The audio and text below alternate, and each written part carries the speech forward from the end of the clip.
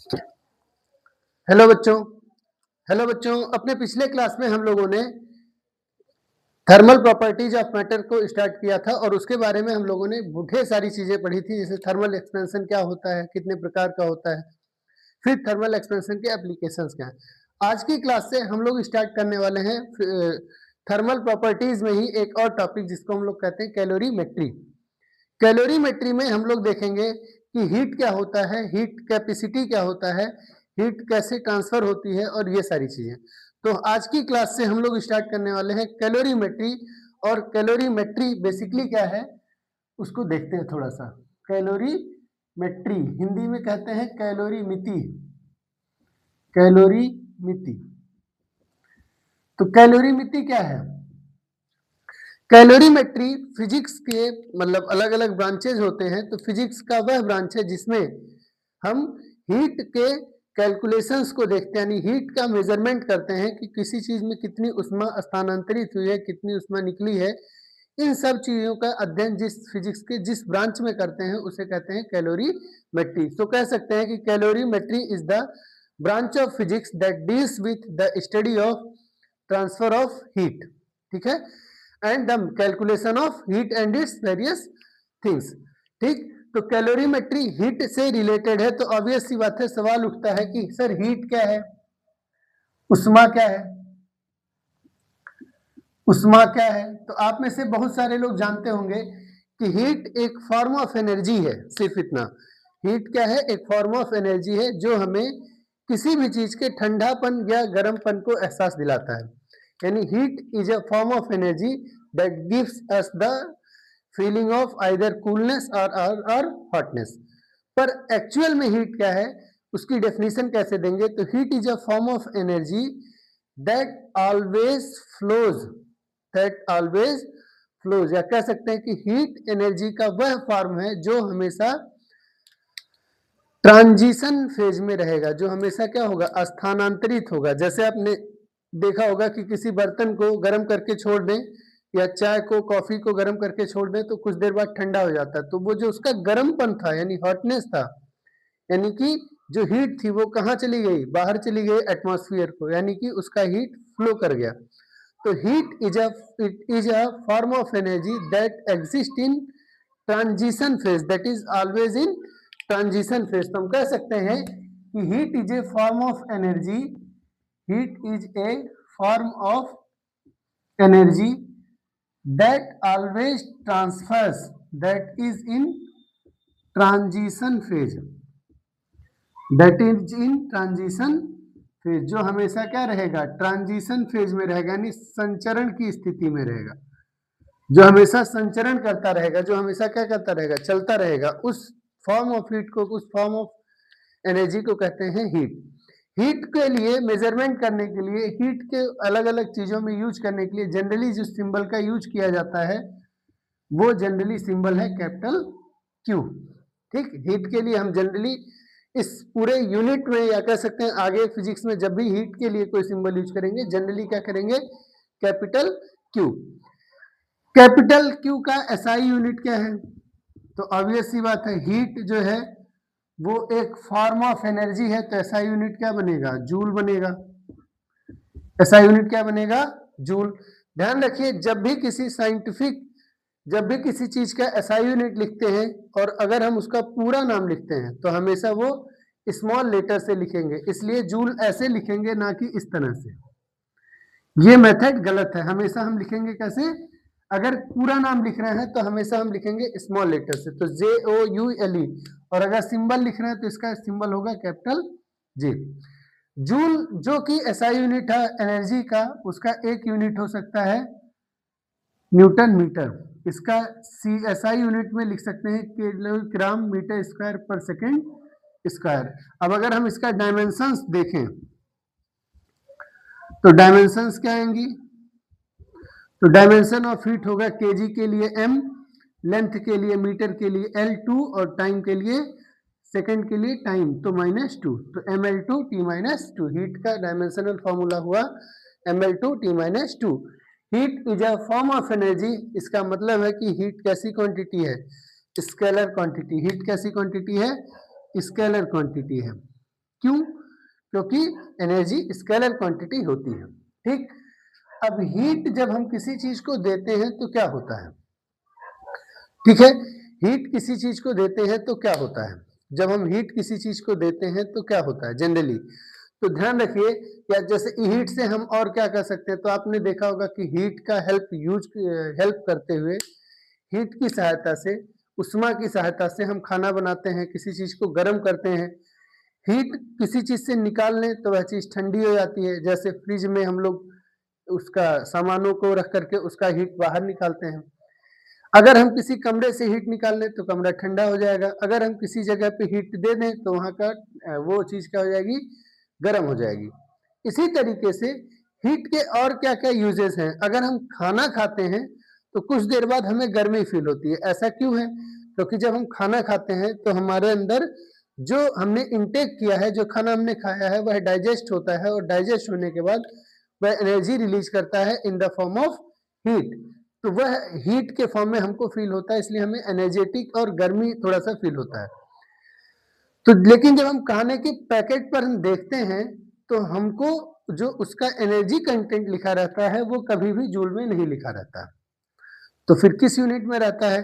तो वो जनरली रहता है किलो कैलोरी में, स्मॉल के CAL, कैलोरी।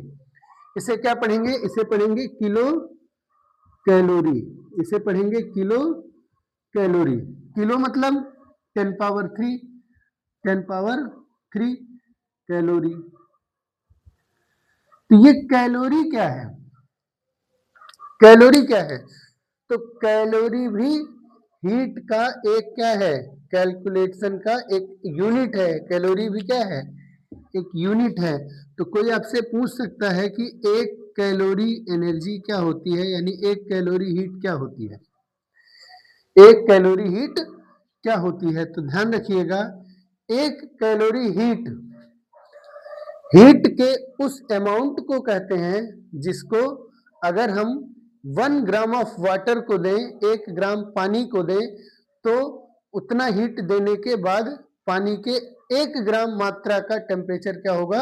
1 डिग्री सेल्सियस से बढ़ जाएगा। तो हम कह सकते हैं 1 ग्राम जल के ताप को, यानी टेम्परेचर को, ताप को 1 डिग्री सेल्सियस बढ़ाने में, 1 डिग्री सेल्सियस से बढ़ाने में आवश्यक ऊर्जा को क्या कहते हैं, या आवश्यक उष्मा क्या कहलाती है? 1 कैलोरी। यानी the amount of heat required to increase the temperature of 1 gram of water by 1 degree Celsius is called as 1 calorie. और जब हम कैलोरी और SI यूनिट में रिलेशनशिप ढूंढने की कोशिश करेंगे तो हम पाएंगे कि 1 calorie is equal to 4.18 joule, जिसे हम लगभग क्या लिख देते हैं? 4.2 जूल। तो 1 कैलोरी हीट इक्वल होता है 4.2 जूल को, और इसे कहते हैं, इस रिलेशनशिप को कहते हैं जूल्स इक्विवेलेंट। क्या कहते हैं? Joule's equivalent. जूल एक साइंटिस्ट थे जिन्होंने हीट के बारे में बहुत सारी चीजों के अध्ययन किया था।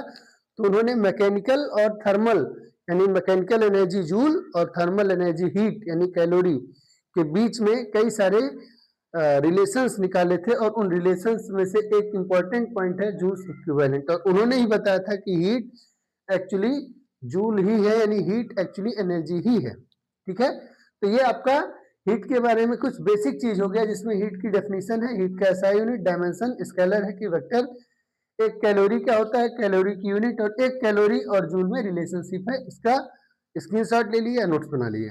ठीक है,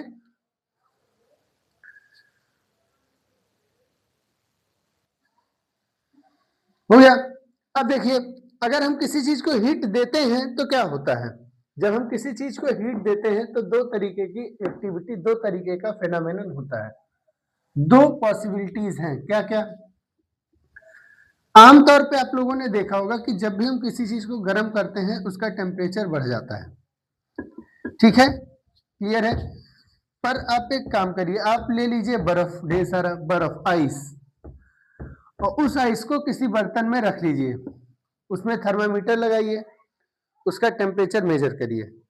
ठीक, कितना टेम्परेचर बताएगा? 0 डिग्री सेल्सियस, क्योंकि आइस जनरली 0 या 0 से कम पर ही आइस रहती है। फिर आप उसे हीट करिए। तो अगर मान लिया आपने -10 डिग्री सेल्सियस पर आइस लिया है, तो जब आप हीट करेंगे तो पहले उसका टेम्परेचर रेज होगा। फिर कुछ देर बाद देखेंगे आपकी टेम्परेचर बढ़ते बढ़ते -10 से -9, -8, -7 करते करते 0 पर आ गया। अब वह टेम्परेचर 0 पर तब तक रहेगा जब तक कि सारी की सारी आइस कन्वर्ट नहीं हो जाती लिक्विड में। इसका अर्थ है कि हीट देने पर दो चीजें पॉसिबल हैं। क्या क्या? हीट देने पर दो चीजें पॉसिबल हैं। क्या क्या? सबसे पहला, हीट जब भी हम किसी चीज को देते हैं तो उसका टेम्परेचर चेंज हो सकता है। हीट देने पर उसका टेम्परेचर चेंज हो सकता है, और टेम्परेचर कैसे चेंज होता है इसके बारे में हम आगे देखेंगे। और टेम्परेचर होता क्या है और उसके अलग अलग स्केल्स कौन से हैं और उन स्केल्स के बारे में कैसे आप जानेंगे, इन सब का डिटेल्स मैंने पिछले क्लासेस में, स्टार्टिंग के क्लासेस में, इस प्लेलिस्ट में आपको दे रखा है, स्टार्टिंग लेक्चर्स में, लेक्चर 2 में। ठीक है, तो जो टेम्परेचर चेंज हुआ, पहला चीज की जो कोई चीज है आपने उसे हीट दिया, उष्मा दी, तो वह गर्म हो जाएगा। आपने उससे उष्मा निकाल ली तो वह ठंडी हो जाएगी। दूसरा, कई बार होता है कि टेम्परेचर चेंज नहीं हुआ, उस केस में क्या होगा? तो उस चीज केस में उस ऑब्जेक्ट का, उस चीज का स्टेट चेंज हो जाएगा। क्या होगा? स्टेट चेंज हो जाएगा। तो या तो ताप में अंतर आएगा, ताप में क्या आएगा? अंतर आएगा, या तो अवस्था परिवर्तित होगी। क्या होगी? अवस्था परिवर्तन होगा। यानी दो तरीके का परिवर्तन आता है अगर हम हीट को इन्वॉल्व करते हैं तो। अब कैसे? अगर हीट प्रोवाइड कर रहे हैं किसी चीज को तो उसका टेम्परेचर बढ़ सकता है, हीट किसी चीज से निकाल रहे हैं तो उसका टेम्परेचर घट सकता है।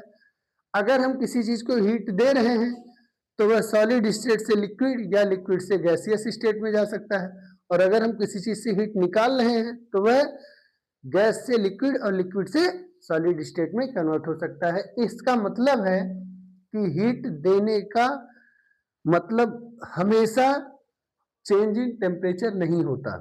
यानी हर चीज को हीट देने से जरूरी नहीं है कि उसका टेम्परेचर ही चेंज हो सकता है कि हीट देने पर टेम्परेचर चेंज ना हो, तो उस केस में उसका स्टेट चेंज हो रहा होगा। क्लियर है? तो आइए देखते हैं अब वन बाय वन कि चेंज इन टेम्परेचर कब होता है, कैसे होता है, और उसके बाद देखेंगे कि स्टेट चेंज कब होता है और कैसे होता है। ठीक है, तो सबसे पहले हम लोग आते हैं चेंज इन टेम्परेचर के बारे में। क्लियर है? अब देखिए, सबसे पहला इफेक्ट है change in temperature.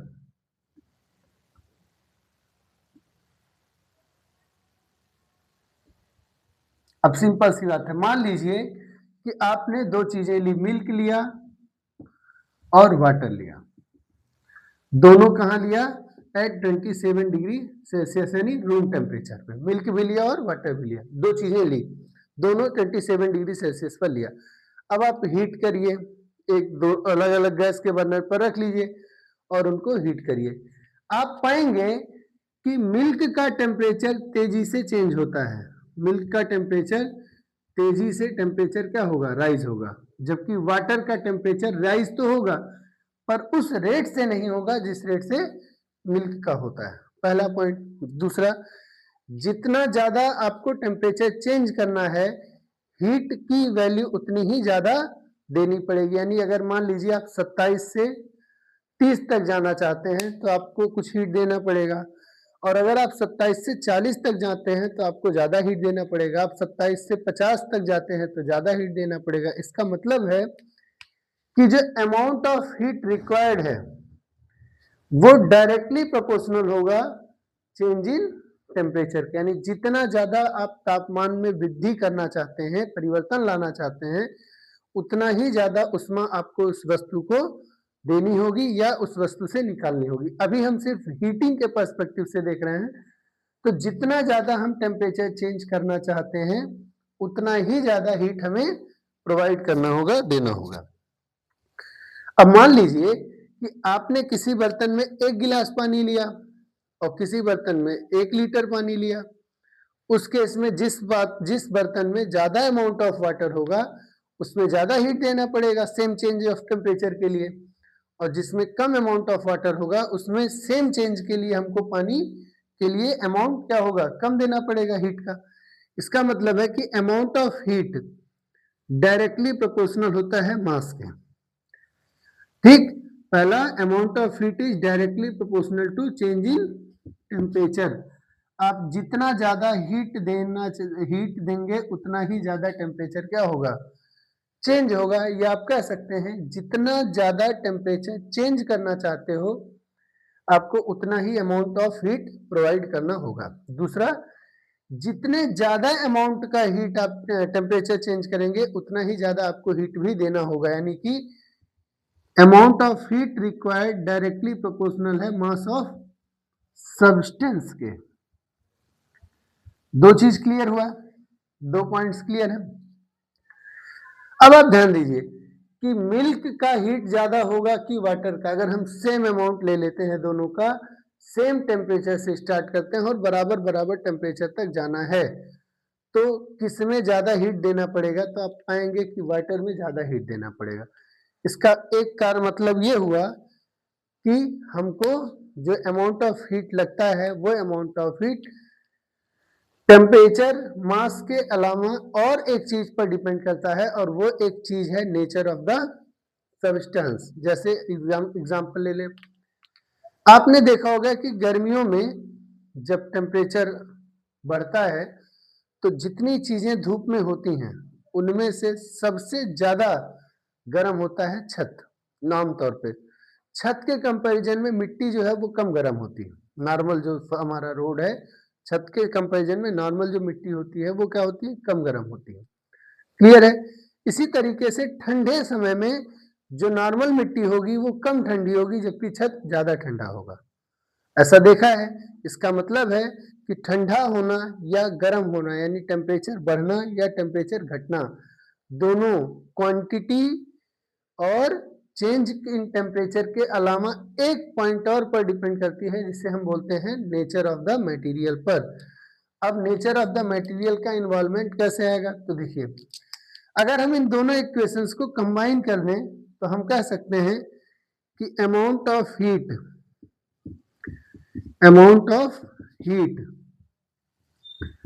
Required to change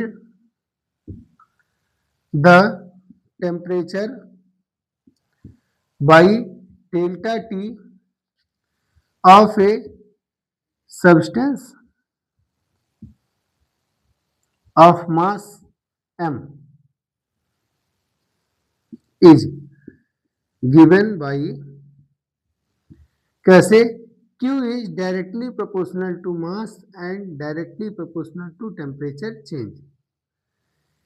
Q is directly proportional to mass and Q is directly proportional to change in temperature। और प्रोपोर्शनैलिटी कांस्टेंट के साथ, प्रोपोर्शनैलिटी के सिंबल के साथ लिखेंगे Q is proportional to mass और change in temperature। Clear है ये बात। अब अगर आपको मान लीजिए कि ये प्रोपोर्शनैलिटी कांस्टेंट हटाना है तो हम लिखेंगे Q equals to m into delta T. पर हम जानते हैं कि जब कभी भी हम प्रोपोर्शनैलिटी का सिंबल हटा के इक्वल टू करते हैं तो हमें एक कांस्टेंट लगाना होता है। ठीक, यानी यहाँ पर क्या आएगा, कांस्टेंट आएगा। उस कांस्टेंट को हम लोग लिखते हैं स्मॉल सी से। कहीं कहीं कुछ बुक्स में आपको ये एस से भी डिनोट हुआ है। कुछ बुक्स में आपको एस मिलेगा, कुछ बुक्स में आपको सी मिलेगा। हम लोग स्मॉल सी लेकर के चलेंगे, ठीक है, जब तक कि कोई और जरूरत ना पड़े। So Q equals to small C m into delta T या Q equals to small S m into delta T. अब ये स्मॉल सी या स्मॉल एस क्या है, स्मॉल सी या स्मॉल एस क्या है, इस स्मॉल सी या स्मॉल एस का जो फैक्टर है वही फैक्टर है हमारा नेचर ऑफ सब्सटेंस का। और वो नेचर ऑफ सब्सटेंस पर जो ये फैक्टर डिपेंड करता है, इस फैक्टर को कहते हैं, this factor is called as specific heat capacity. Specific heat capacity क्या कहते हैं? Specific heat capacity. हिंदी में कहेंगे तो क्या कहेंगे? विशिष्ट, यानी स्पेसिफिक हीट माने उष्मा और कैपेसिटी माने धारिता। स्पेसिफिक हीट कैपेसिटी, इसका अर्थ है कि यह सब्सटेंस के हीट के कैपेसिटी को बताता है, और वही हीट कैपेसिटी क्या कहलाती है? Specific heat capacity. ठीक है, अब आते हैं कि ये चीज क्या है। तो पहले आप इतने का स्क्रीनशॉट लेना चाहें तो ले सकते हैं, फिर हम लोग आगे बढ़ते हैं।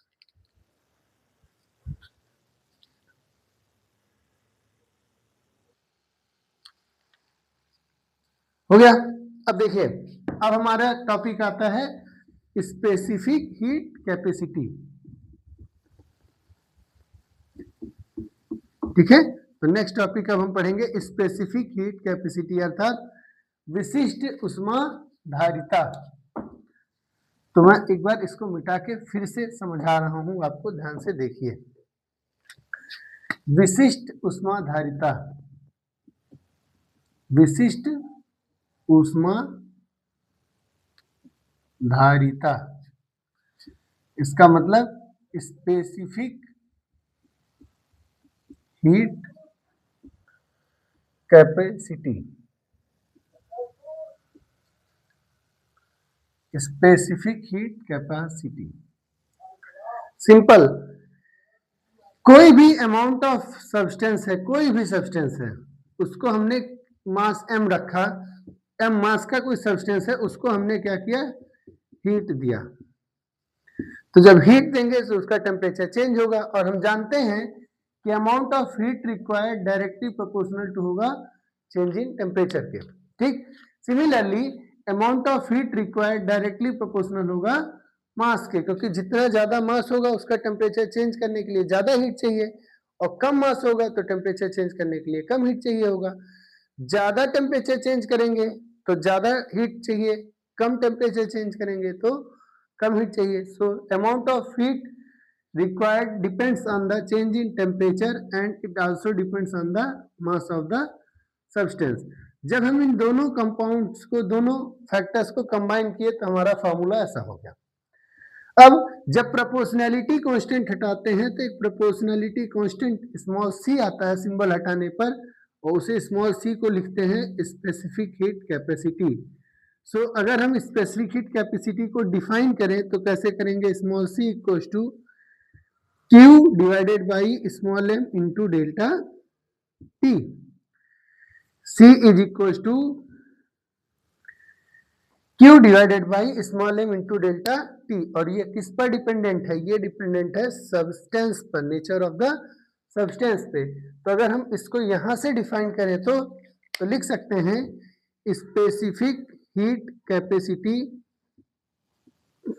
Specific heat capacity of any substance, of any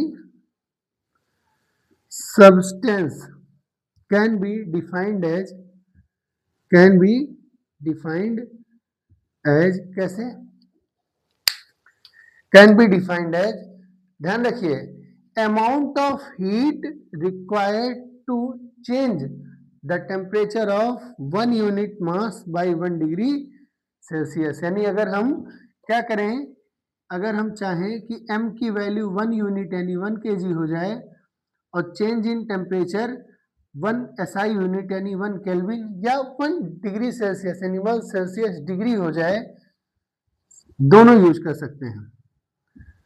आपको याद होगा कि मैंने बताया था कि अगर चेंज इन टेम्परेचर लिखते हैं तो सेल्सियस डिग्री लिखते हैं। ठीक, तो चाहे 1 केल्विन या 1 डिग्री सेल्सियस हो जाए, क्यों? क्योंकि दोनों लीनियर डिपेंड करते हैं एक दूसरे पर, और चेंज के लिए दोनों की वैल्यू सेम होती है। तो अगर ऐसा हो जाए, m की वैल्यू 1 kg और डेल्टा t की वैल्यू 1 kg हो जाए नीचे, तो स्मॉल c की वैल्यू सीधे किसके इक्वल हो गई?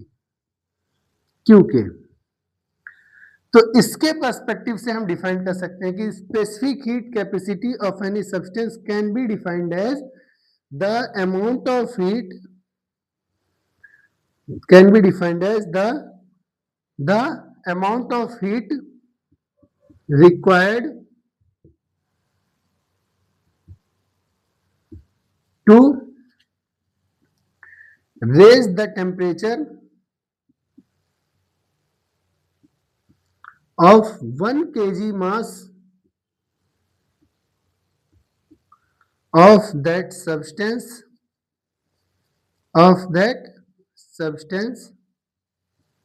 by 1 सेल्सियस डिग्री, यानी 1 डिग्री सेल्सियस या 1 सेल्सियस डिग्री, कुछ भी लिख सकते हैं, कोई दिक्कत नहीं है, पर जनरली आप सेल्सियस डिग्री लिखिएगा, अच्छा लगेगा थोड़ा, ठीक है, स्टैंडर्ड सिस्टम में। क्लियर हो गया?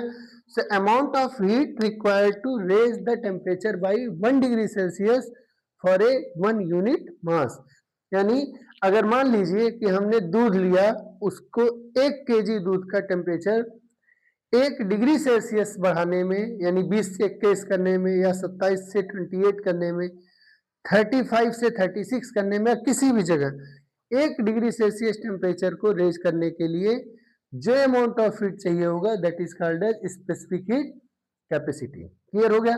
अब ये जो स्पेसिफिक हीट कैपेसिटी है, इसका यूनिट ढूंढिए, तो एसआई यूनिट क्या मिलेगा आपको, चेक कर सकते हैं। एसआई यूनिट हर चीज का फॉर्मूले से चेक कर सकते हैं। कैसे? क्यू का हो जाएगा जूल, एम का हो जाएगा केजी, और डेल्टा सी का हो जाएगा केल्विन। तो एसआई यूनिट हुआ जूल पर केजी केल्विन, पर वर्किंग यूनिट में हम लोग लिखते हैं जूल पर केजी पर डिग्री सेल्सियस। ठीक है, ये ध्यान रखना है। एसआई यूनिट के बाद डायमेंशंस पूछ सकता है आपसे, तो डायमेंशन कैसे निकालोगे? क्यू हीट है, हीट का डायमेंशन ml2 T-2, मास का डायमेंशन kg यानी m, और T टेम्परेचर है, टेम्परेचर का ऐसा यूनिट थीटा, या कैपिटल K, दोनों यूज करते हैं, थीटा भी यूज कर सकते हैं, कैपिटल K भी यूज कर सकते हैं। सो इसका यूनिट डायमेंशनल फॉर्मूला हो गया, m कैंसिल हो गया, m0 L2 T-2 और थीटा -1। सो ऐसा यूनिट बना m0 L2 T-2 theta -1, L2 T-2 theta -1। कोई पूछे स्केलर है या वेक्टर है, तो ऑब्वियसली सी क्यू के बराबर है, तो स्केलर क्वांटिटी, कैसी क्वांटिटी है? स्केलर क्वांटिटी है। किन चीजों पर डिपेंड करता है? तो स्मॉल सी किन चीजों पर डिपेंड करता है? किन चीजों पर डिपेंड करता है? तो सबसे पहला स्मॉल सी डिपेंड करता है किस पर? सबसे पहले स्मॉल सी डिपेंड करता है नेचर ऑफ सब्सटेंस पर, नेचर ऑफ सब्सटेंस पर। ठीक, नेचर मतलब जैसे कुछ चीजें ऐसी होती है जिसको आप ज्यादा हीट देंगे टेम्परेचर कम चेंज होगा, जैसे वाटर। कुछ चीजें ऐसी होती है आप थोड़ा भी हीट देंगे टेम्परेचर चेंज हो जाएगा। जैसे घरों में कुछ लोग ऐसे होते हैं जो थोड़े सी बात पे गुस्सा हो जाते हैं, कुछ ऐसे होते हैं जो बहुत बड़ी बात सुन लेते हैं पर गुस्सा नहीं होते। सिमिलरली कुछ ऐसे सब्सटेंस है जिनको आप थोड़ा सा हीट देंगे टेम्परेचर चेंज हो जाएगा, कुछ ऐसे हैं जिनको आप ज्यादा हीट देंगे टेम्परेचर कम चेंज होगा। तो जिन सब्सटेंसेस को कम हीट दे करके उनका टेम्परेचर ज्यादा चेंज कर सकते हैं, उसका हीट कैपेसिटी कम होगा, क्योंकि वो स्टोर कहाँ कर पा रहा है, जो भी आप हीट दे रहे हैं उससे टेम्परेचर चेंज हो रहा है, स्टोरिंग कैपेसिटी है हीट कैपेसिटी। और जिन चीजों को आप ज्यादा हीट दे रहे हैं और उसका टेम्परेचर कम चेंज हो रहा है, आप कहेंगे कि उसका स्पेसिफिक हीट कैपेसिटी ज्यादा है। ठीक है, तो फर्स्ट ऑफ ऑल किस पे डिपेंड करेगा? नेचर ऑफ सब्सटेंस पे। दूसरा कि स्मॉल सी की वैल्यू कुछ केसेस में प्रोसेस पर भी डिपेंड करता है। किस पे डिपेंड करता है? प्रोसेस पर भी डिपेंड करता है कि प्रोसेस कौन सा चल रहा है। प्रोसेस चेंज होने का मतलब, जैसे एग्जांपल के लिए मान लिया आपसे कहें कि स्टेट चेंज का प्रोसेस चल रहा है, तो हम सब जानते हैं कि स्टेट चेंज के प्रोसेस में टेम्परेचर चेंज नहीं होता है। तो जब स्टेट चेंज का प्रोसेस चल रहा होगा, टेम्परेचर चेंज नहीं होगा, उस केस में स्पेसिफिक हीट कैपेसिटी उस प्रोसेस के दौरान कितना होगा, इनफाइनाइट हो जाएगा, क्योंकि चाहे जितना हीट देंगे टेम्परेचर चेंज नहीं होगा। क्लियर है? फिर मान लिए आइसोथर्मल प्रोसेस है, किसी चीज के लिए आइसोथर्मल प्रोसेस, मान लिए गैस का आइसोथर्मल एक्सपेंशन है, तो उसका स्पेसिफिक हीट कैपेसिटी कितना हो जाएगा, इनफाइनाइट हो जाएगा। ऐसे कई सारी चीज, जैसे एडियाबेटिक प्रोसेस है, एडियाबेटिक प्रोसेस में हम बिना हीट दिए ही टेम्परेचर चेंज कर लेते हैं, ठीक। तो ऐसे केस में उसका स्पेसिफिक हीट कैपेसिटी जीरो हो जाएगा, बिना हीट दिए टेम्परेचर चेंज हो रहा है, तो जीरो हीट दे के टेम्परेचर चेंज हो गया। दैट मीन्स कि हम उसका एडियाबेटिक प्रोसेस के दौरान स्पेसिफिक हीट कैपेसिटी बहुत कम होगा, जीरो के आसपास होगा आइडियल केस में। तो बहुत सारे फैक्टर्स पर डिपेंड करता है। फिर स्मॉल सी जनरली डिपेंड करता है स्टेट पर। किस पर डिपेंड कर रहा है? स्टेट ऑफ मैटर पर। स्टेट ऑफ मैटर पे कैसे? तो देखिए, सॉलिड के लिए और लिक्विड के लिए, सॉलिड और लिक्विड के लिए अगर हम मान लिए कोई सॉलिड चीज ले लेते हैं, जैसे एग्जांपल के लिए मार्कर, इसको आप हीट करिए थोड़ा बहुत, इतना हीट करिए कि ये मेल्ट ना होने पाए, तो आप देखेंगे कि इसका टेम्परेचर बढ़ते समय इसका वॉल्यूम चेंज नहीं होगा। पर पीछे पढ़ के आए हम लोग कि हर चीज का एक वॉल्यूमेट्रिक थर्मल कोफिशिएंट होता है, पर फॉर आवर प्रैक्टिकल यूजेस हम उस वॉल्यूमेट्रिक चेंज को बहुत ज्यादा कंसीडर नहीं करते हैं। तो जनरली सॉलिड और लिक्विड के लिए एक ही स्पेसिफिक हीट कैपेसिटी क्या होगा, सिंगल स्पेसिफिक हीट कैपेसिटी होगा। सॉलिड और लिक्विड के लिए सिंगल स्पेसिफिक हीट कैपेसिटी होगा। दूसरा, अगर वही चीज गैस हो, गैसियस स्टेट में हो, तो गैसियस स्टेट के पास दो स्पेसिफिक हीट कैपेसिटी होता है। कौन कौन सा? दो होता है। कौन कौन सा? वॉल्यूम पर अलग होगा एट कांस्टेंट वॉल्यूम, और एक होगा एट कांस्टेंट प्रेशर।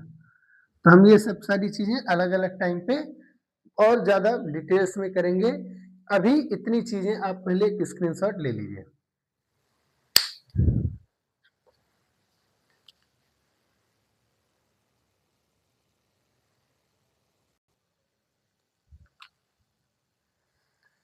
हो गया? अब हम लोग आते हैं वन बाय वन करके एक एक स्टेट के लिए स्पेसिफिक हीट कैपेसिटी के बारे में डिस्कशन करते हैं। तो देखते हैं कि क्या कैसे होता है। सबसे पहले हम लोग देखेंगे specific heat capacity of solids, कि सॉलिड्स का यानी कि ठोस पदार्थों का स्पेसिफिक हीट कैपेसिटी कैसे चेंज होता है, कैसे क्या होता है। ठीक है, तो देखिए specific heat capacity of solid, specific heat capacity तो हेडिंग है ही है, ऑफ सॉलिड्स। किन चीजों के लिए? सॉलिड्स के लिए, यानी कि सॉलिड्स के लिए। पहली बात तो हम लोग जानते हैं कि सॉलिड्स के लिए हम वॉल्यूम को क्या मानते हैं? कांस्टेंट। यानी जब तक चीजें सॉलिड होती हैं हम उसका वॉल्यूम क्या मानते हैं? कांस्टेंट। पर ध्यान रखिए कि थर्मल एक्सपेंशन होता है, अगर आपको थर्मल एक्सपेंशन कंसीडर करना है तो आप कर सकते हैं, पर जनरली स्पेसिफिक हीट कैपेसिटी के पर्सपेक्टिव से हम थर्मल कोफिशिएंट ऑफ वॉल्यूम को हम कंसीडर नहीं करते हैं, इसलिए हम लोग सिर्फ इस पर्सपेक्टिव से बात करेंगे। तो जनरली जब हम सॉलिड्स को हीट अप करते हैं तो उनका वॉल्यूम बहुत ज्यादा चेंज नहीं होता, इसलिए हम उस वॉल्यूम के चेंज को नेग्लिजिबल करके बात करते हैं। Since for solids volume does not change on heating, we can say कि सॉलिड्स का जो स्पेसिफिक हीट कैपेसिटी होता है वो किस पर निकालेंगे? At constant volume. तो सॉलिड के पास सिंगल स्पेसिफिक हीट कैपेसिटी होगा, सिंगल स्पेसिफिक हीट कैपेसिटी होता है, सिंगल स्पेसिफिक हीट कैपेसिटी, और वो भी किस पे? एट कांस्टेंट वॉल्यूम पर। कहाँ होता है? कांस्टेंट वॉल्यूम पर। अब अगर ध्यान दीजिए कि अगर हम वॉल्यूम और स्पेसिफिक हीट कैपेसिटी का ग्राफ बनाएं, ग्राफ खींचे कांस्टेंट वॉल्यूम पर, तो T और CV का ग्राफ आता है। स्मॉल सी और v का क्या आता है, ग्राफ आता है। यानी specific heat capacity at constant volume और टेम्परेचर के बीच क्या है, ग्राफ आता है। ठीक, specific heat capacity of volume और स्पेसिफिक हीट कैपेसिटी और एट वॉल्यूम और टेम्परेचर के बीच क्या आता है, ग्राफ आता है। और वो ग्राफ कैसा है, वो ग्राफ कुछ इस तरीके का है,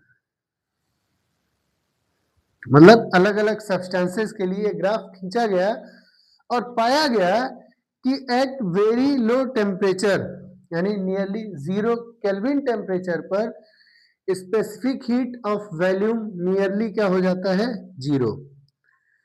ये कैसे, समझिए ध्यान से।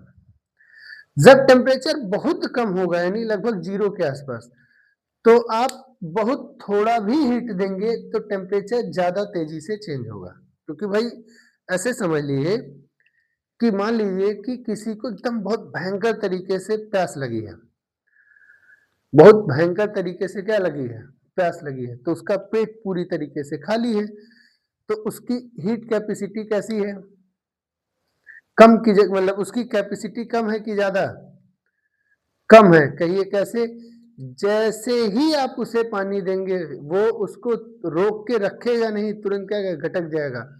तो जब जैसे पिएगा चेंज क्रिएट होगा, सिंपल। और एग्जांपल के लिए आप मटेरियल से ही लीजिए, मान लीजिए कोई मटेरियल है 0 डिग्री सेल्सियस के आसपास। अब अगर आप उसको थोड़ा बहुत भी हीट देंगे तो उसका टेम्परेचर बहुत तेजी से क्या होगा, चेंज होगा, क्योंकि ठंडी चीजों का टेम्परेचर तेजी से पहले चेंज होगा। तो ऐसा पाया गया कि वेरी लो टेम्परेचर पे यानी लगभग 0 केल्विन टेम्परेचर पे specific heat capacity of solids भी क्या होता है, 0 होता है। ठीक, जैसे जैसे हम टेम्परेचर बढ़ाते हैं specific heat capacity of solids भी क्या होता है, बढ़ता है। और एक पर्टिकुलर टेम्परेचर आते आते, एक पर्टिकुलर टेम्परेचर आते आते ये वैल्यू नियरली क्या होने लगती है, कांस्टेंट होने लगती है। नियरली क्या होने लगती है, कांस्टेंट होने लगती है। एक पर्टिकुलर टेम्परेचर आते आते ये वैल्यू क्या हो जाती है, कांस्टेंट हो जाती है। और जिस टेम्परेचर पर स्पेसिफिक हीट कैपेसिटी कांस्टेंट होती है उस टेम्परेचर को कहते हैं डी बाई टेम्परेचर। क्या कहते हैं, D by temperature. That temperature at which the specific heat capacity at constant volume becomes equals to constant, that temperature is called as d by temperature। और इसकी वैल्यू जब constant temperature हो जाएगा D by temperature या उससे ऊपर देखेंगे तो स्पेसिफिक हीट कैपेसिटी क्या होता है, कांस्टेंट। और इस कांस्टेंट की वैल्यू नियरली कितनी होती है, इसकी वैल्यू नियरली होती है 3 times of R. Specific heat capacity की वैल्यू नियरली कितनी होती है, 3 टाइम्स ऑफ आर। क्लियर है, बात समझ में आई। तो डी बाई टेम्परेचर क्या है, that temperature at which the specific heat capacity becomes a constant value which is equal to 3 R. ठीक है। और for the most of the substances ये जो डी बाई वैल्यू है, डी बाई टेम्परेचर, वो nearly कितना है, रूम टेम्परेचर ही है। वो कितना है, नियरली रूम टेम्परेचर ही है। ठीक है, क्लियर हुआ, हो गया। ये जो हीट कैपेसिटी है वो किस चीज के लिए है, किसी भी चीज के लिए, लेकिन ध्यान रखिएगा कि ये कैपेसिटी है फॉर 1 मोल ऑफ सब्सटेंस। किसके लिए है, फॉर 1 मोल ऑफ सब्सटेंस।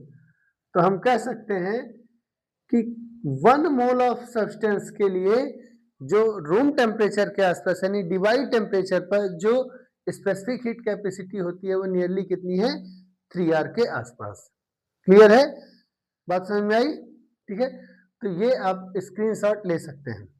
ध्यान रखना है कि सॉलिड्स के लिए सिंगल स्पेसिफिक हीट कैपेसिटी होती है और वो capacity at constant volume consider होती है। ठीक है, बस यही पॉइंट इंपॉर्टेंट है बेसिकली, बाकी चीजें आपके लिए बहुत ज्यादा इंपॉर्टेंस की फिलहाल नहीं है। ठीक, अब हम लोग को आना है किस पे, स्पेसिफिक हीट ऑफ लिक्विड्स पर। तो पहले आप इसका स्क्रीनशॉट ले लीजिए।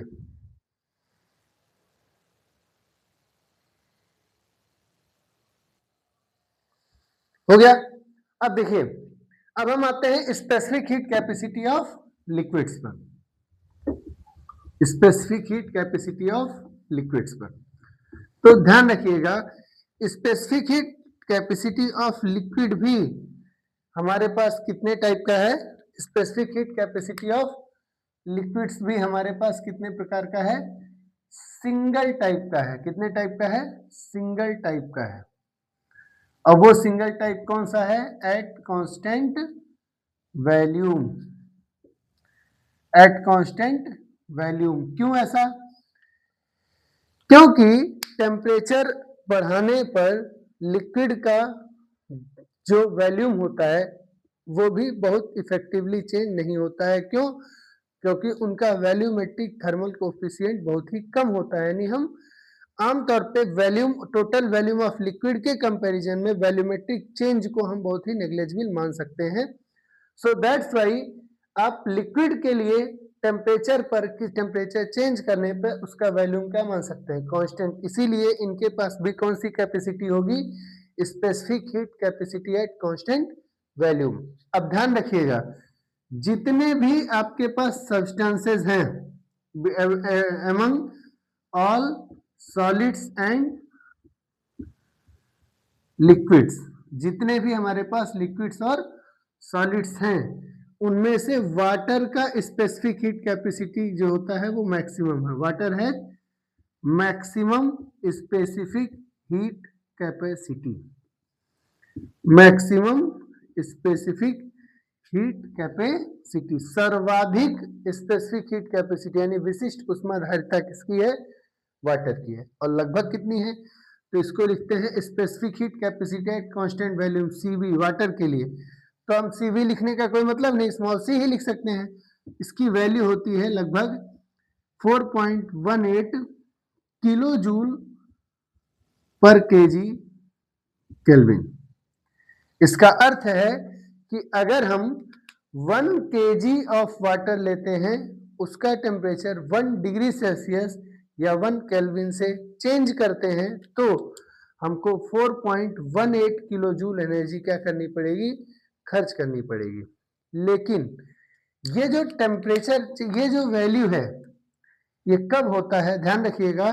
तो स्पेसिफिक हीट कैपेसिटी और टेम्परेचर में जब वाटर के लिए ग्राफ बनाया जाता है, यानी ग्राफ बनाया गया, तो पाया गया कि जो specific heat capacity of water है पहले घटता है। पहले क्या होता है, घटता है, और उसके बाद फिर कुछ देर बाद बढ़ने लगता है। पहले स्पेसिफिक हीट कैपेसिटी क्या होता है, घटता है। एक टेम्परेचर पे मिनिमम होता है और वो टेम्परेचर है 37 डिग्री सेल्सियस। 37 डिग्री सेल्सियस पे वैल्यू क्या हो जाती है, मिनिमम, और उसके बाद फिर से स्पेसिफिक हीट कैपेसिटी क्या होता है, बढ़ता है। तो अब आप सोच रहे होंगे कि ये वाली वैल्यू हमारी कब मिलती है, तो ये लगभग मिलती है at 14 to 15 degree Celsius temperature पर। For our regular questions, for our questions, we will take the specific heat capacity of water to be 4.18 kilojoule पर केजी केल्विन, यानी वैल्यू हम लोग यही लेंगे फॉर अवर कैलकुलेटिव पर्पजेस पर। For detail knowledge आप ये चीज ध्यान रख सकते हैं कि वाटर की स्पेसिफिक हीट कैपेसिटी टेम्परेचर बढ़ाने पे पहले घटती है, 37 डिग्री सेल्सियस पे मिनिमम हो जाती है और उसके बाद फिर बढ़नी स्टार्ट हो जाती है। क्लियर है, इसका मतलब है कि specific heat capacity of water temperature dependent भी है। ठीक, और ध्यान रखिए यहां हम वाटर कह रहे हैं, इसका मतलब है कि हम लिक्विड स्टेट की ही बात कर रहे हैं, वाटर के वेपर स्टेट या वाटर के सॉलिड स्टेट्स की बात नहीं कर रहे हैं। वो सॉलिड्स में जाएगा और वो वेपर्स में जाएगा। क्लियर है, तो ये सॉलिड में लिक्विड का स्पेसिफिक हीट कैपेसिटी सबसे ज्यादा होता है। इसके क्या मायने हैं, what is meant by higher capacity, meant by high specific heat capacity। अगर किसी चीज का स्पेसिफिक हीट कैपेसिटी ज्यादा है तो इसका क्या मतलब है, इसका मतलब है कि उसको आप हीट देंगे तो वो उसको स्टोर करेगा, परिवर्तन नहीं दिखाएगा। जैसे मान लीजिए आपने बहुत सारे ऐसे लोगों को देखा होगा जिनको आपने थोड़ी बहुत अमाउंट ऑफ मनी में भी बहुत ज्यादा उनके बिहेवियर में परिवर्तन देखा होगा, मतलब थोड़ा बहुत कमा लेते हैं, बहुत ज्यादा परिवर्तन कर लेते हैं व्यवहार में। इसका मतलब क्या हो कि वो छोटी अमाउंट को भी रिप्रेजेंट करने लगते हैं, छोटे अमाउंट को भी क्या करने रिप्रेजेंट करने लगते हैं। इसका मतलब उनकी कैपेसिटी क्या है, कम है। क्यों? क्योंकि अगर कैपेसिटी ज्यादा होती तो ज्यादा अमाउंट को भी होल्ड करके रखते और किसी को पता नहीं चलने देते, ठीक है। और कुछ ऐसे लोग होते हैं जिनके पास बहुत पैसा होता है पर एकदम नॉर्मल बिहेवियर रखते हैं। इससे का मतलब है कि और उनके अंदर आता रहता है पर उनका बिहेवियर बहुत ज्यादा चेंज नहीं होगा। इसी तरीके से जो सब्सटेंसेस होते हैं, अगर उनका स्पेसिफिक हीट कैपेसिटी ज्यादा है, इसका मतलब है कि जब आप उसको हीट देंगे, आप ज्यादा अमाउंट ऑफ हीट देंगे, तब उनके टेम्परेचर में थोड़ा बहुत चेंज होगा। और अगर किसी चीज का स्पेसिफिक हीट कैपेसिटी कम है तो आप थोड़ा भी हीट देंगे तो उसका स्पेसिफिक हीट कैपेसिटी कम होने के नाते उसका टेम्परेचर क्या होगा, ज्यादा चेंज होगा। क्यों? Because the specific heat capacity is directly given by Q by M into delta T. यानी अगर आप थोड़ा सा टेम्परेचर चेंज कर रहे हैं और इस चेंज के लिए आपको ज्यादा अमाउंट ऑफ हीट लग रहा है तो उसका स्पेसिफिक हीट कैपेसिटी ज्यादा है, जैसे वाटर का।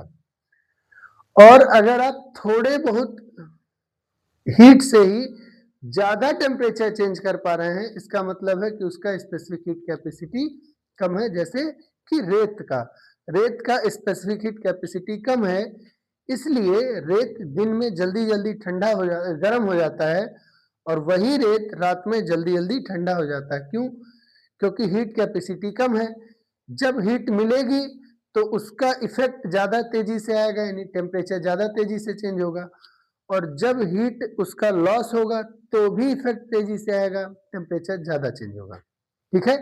जबकि वाटर का स्पेसिफिक हीट कैपेसिटी ज्यादा होता है, इसीलिए हम वाटर का यूज करते हैं कूलेंट्स में, ताकि वो ज्यादा अमाउंट ऑफ हीट रिसीव करके भी अपना टेम्परेचर जल्दी बढ़ने नहीं देगा।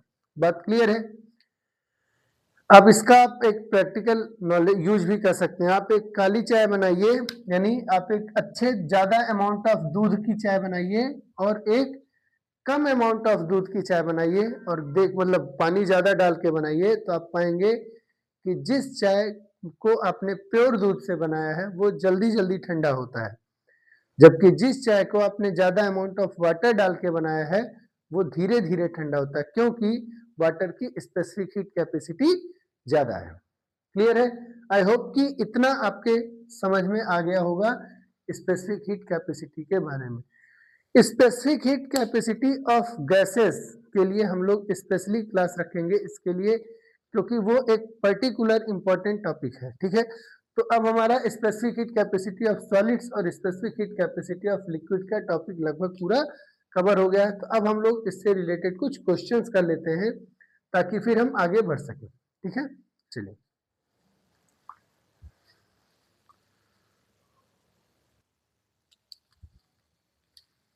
देखिए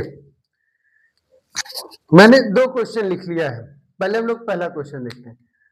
On giving 500 calorie heat to a substance of 5 kg, its temperature changes from 27 degree Celsius to 30 degree Celsius. Find its specific heat capacity. क्या कह रहे हैं कि किसी सब्सटेंस को जिसका मास कितना है 5 kg, उसको हम 500 कैलोरी अमाउंट ऑफ हीट दे रहे हैं, 500 कैलोरी हीट दे रहे हैं, तो उसका टेम्परेचर कितना चेंज हो रहा है 27 डिग्री सेल्सियस से 30 डिग्री सेल्सियस, यानी चेंज इन टेम्परेचर कितना है 27 से 30 यानी 3 सेल्सियस डिग्री का चेंज हो रहा है।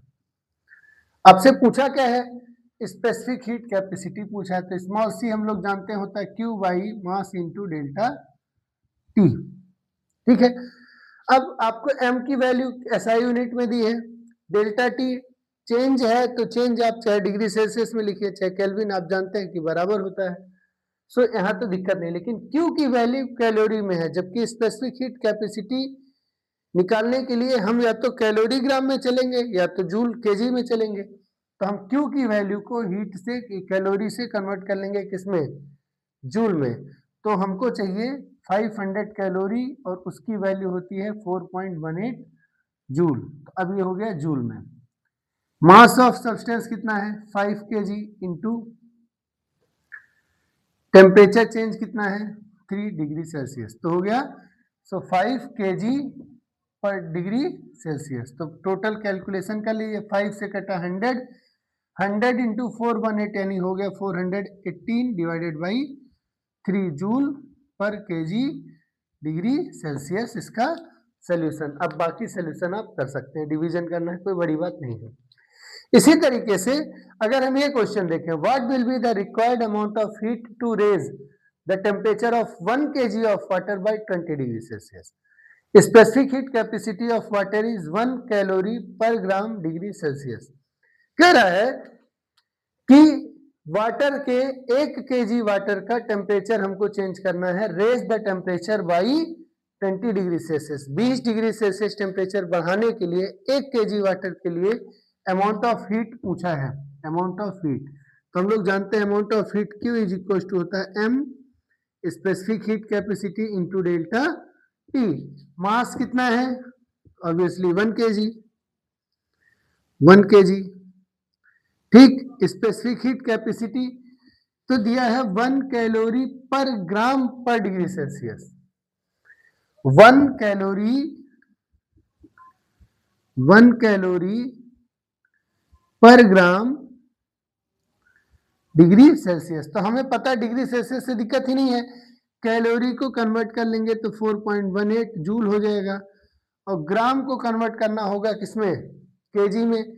तो हम लिखेंगे 10⁻³ kg और डिग्री सेल्सियस। तो हो गया 4.18 इंटू नीचे से ऊपर गया 10⁻3, सो 4.18 इंटू 10⁻3। SI यूनिट क्या है, जूल पर केजी डिग्री सेल्सियस, और चेंज इन टेम्परेचर की वैल्यू है 20 डिग्री सेल्सियस। अब ध्यान दीजिए, डिग्री सेल्सियस कट गया, केजी कट गया, इसलिए हम लोग बार बार यूनिट्स को SI यूनिट में ही रखते हैं ताकि कोई कंफ्यूजन ही ना रहे। 1 इंटू 20 20 हो गया, 20 इंटू 4.8 का मल्टीप्लाई कर लीजिए तो 0, 8 2 जा 16, 2 1 जा 2 और 1 3 और 4 2 जा 8 और 1 2 के बाद डेसिमल 83.60 इंटू 10⁻3 जूल, जिसे हम लिख सकते हैं 8.360 इंटू 10⁴ जूल। क्लियर है, बात समझ में आई? ये एक क्वेश्चन हो गया। अब आते हैं नेक्स्ट क्वेश्चन पर।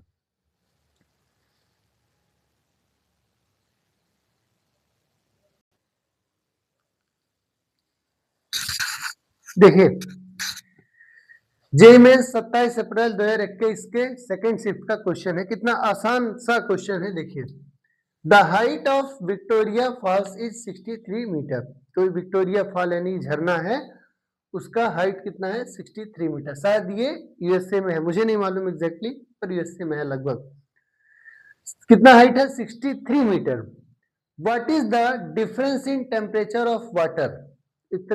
टेम्परेचर के डिफरेंस की बात हो रही है, the difference in temperature of water. Water के टेम्परेचर डिफरेंस की बात हो रही है, कहाँ, at top and at the bottom of fall. ऊपर और नीचे के टेम्परेचर में क्या डिफरेंस है ये पूछ रहा है। कब, 1 calorie equals to 4.2 joule and specific heat capacity of water is 1 calorie per gram पर डिग्री सेल्सियस। तो दो सवाल, दो चीजें दी हुई हैं, क्या क्या, 1 कैलोरी 4.2 जूल और हीट कैपेसिटी ऑफ वाटर हम लोग जानते हैं 1 calorie per gram degree Celsius होता है। जिसको अभी अगर सॉल्व करना चाहें तो 1 कैलोरी को लिख सकते हैं 4.2 जूल और ग्राम की जगह केजी आएगा, तो हमारा ओवरऑल वैल्यू हो जाएगा 4.2 इंटू 10⁻3 जूल पर KG degree Celsius, specific heat capacity of water. अब हम इसका यूज कैसे करेंगे, तो कह रहा है height of Victoria Fall is 63 metre.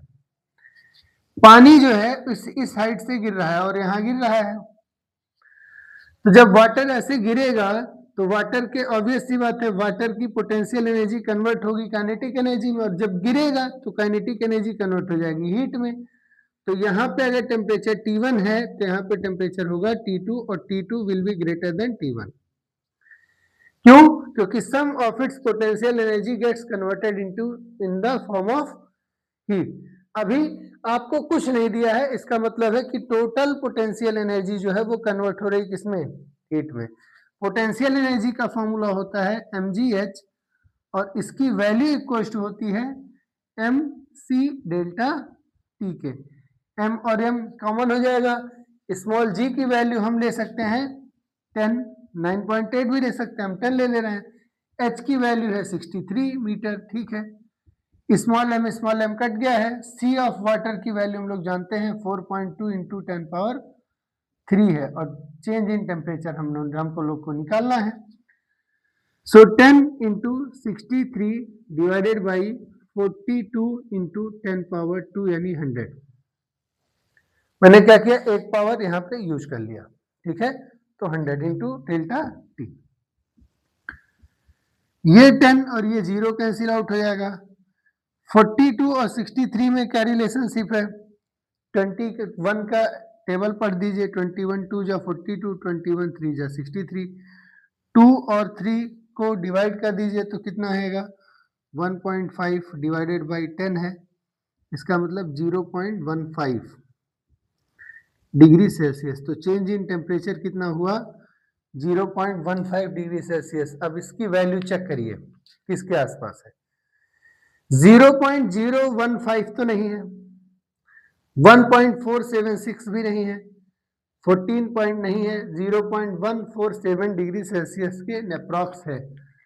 अब गलती कहाँ हुई है ये भी जानना जरूरी है। तो ध्यान रखिए, जो डिफरेंस आ रहा है वो आ रहा है स्मॉल जी की वैल्यू कितना लेने पे? 10 लेने पे। अगर हम लोग स्मॉल जी की वैल्यू 9.8 ले लेते तो सॉल्व हो जाता, और एग्जैक्ट यही वैल्यू आती, ठीक है। तो ये चीज ध्यान रखना है, क्लियर। तो आज की क्लास में हम लोगों ने स्पेसिफिक हीट कैपेसिटी के बारे में पूरी क्लास देखा है। आई होप कि आपको ये पूरा वीडियो समझ में आया होगा। कंटेंट आपको कैसा लगा आप हमें जरूर बताइएगा। आगे की क्लास में हम आपको इस चीज के और डिटेल्स के बारे में, यानी कि अलग अलग टाइप के हीट कैपेसिटी, जैसे स्पेसिफिक हीट कैपेसिटी पढ़ लिए, मोलर स्पेसिफिक हीट कैपेसिटी क्या होता है, वाटर इक्विवेलेंट क्या होता है, हीट कैपेसिटी क्या होती है, लेटेंट हीट ऑफ वेपराइजेशन और लेटेंट हीट ऑफ फ्यूजन क्या होता है, इन सभी चीजों के बारे में क्लास करेंगे, ठीक है। तब तक के लिए आप पढ़ते रहिए। आपको एक खुशखबरी देनी है, और खुशखबरी ये है कि अब हमारे पास इन्फिनिटी इंस्टीट्यूट ऑफ लर्निंग का टेलीग्राम पेज आ गया है, पेज बन गया है। टेलीग्राम पेज का लिंक आपको इस वीडियो के सब्सक्रिप्शन में मिल जाएगा। आप वहां से इसको फॉलो कर सकते हैं, और उस पर आपको इन टॉपिक्स से अलग अलग क्वेश्चंस और पीडीएफ भी मिलता रहेगा, ठीक है। तो आज के लिए बस इतना ही। Thank you.